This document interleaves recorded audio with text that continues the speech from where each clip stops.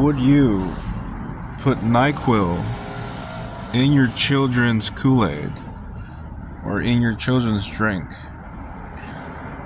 to make them fall asleep? Would you do that? Yeah. As a parent, you're like, well, it's very innocent if you want your kid to go to bed,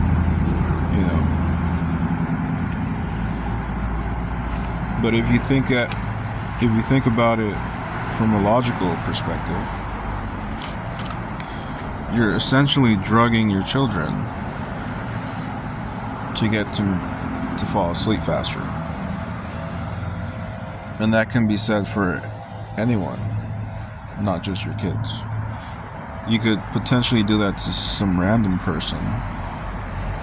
You could potentially do that to someone you love, and so forth. So, here's the thing.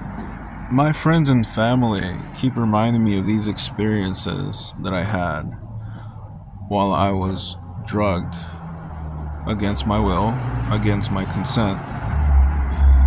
And then they use those experiences that I've had in the past to then say, oh, do you remember when this happened? Or do you remember when that happened? Or hey, this and whatever. But they don't realize that I know the truth now.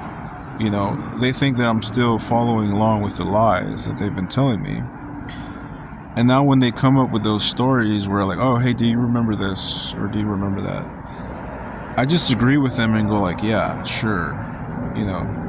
Whatever makes you sleep at night, whatever makes you feel better about yourself, whatever you want to tell yourself that makes you feel good about yourself, go ahead and do that. Will I personally believe you? No, I don't fucking believe you, Why would I believe you when in the past you've drugged me against my will? And now that I know that that's what you've been doing,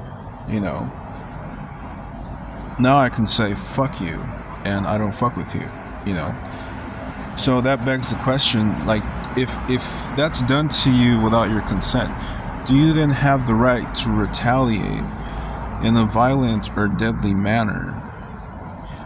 Because that's an act of war against you and your personal health. So take that as you will. I don't really care about